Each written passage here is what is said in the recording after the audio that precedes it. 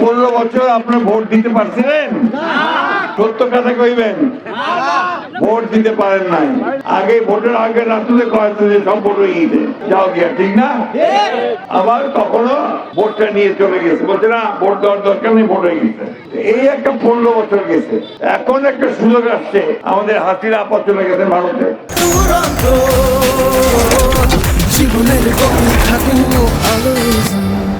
ভারতে গেছেন, ভালো করছেন।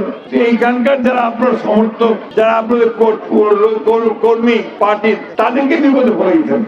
যারা বিপদে, আমরা তাদেরকে জানাতে কোনো বিপদে পড়বেন না, আমরা আছি আপনাদের পাশে। আমরা যারা অন্যায় করছে তাদের শাস্তি হবে, যারা অন্যায় করেনি তাদের কোনো শাস্তি হয়নি, আমরা কোনো শাস্তি ওদের দেব না।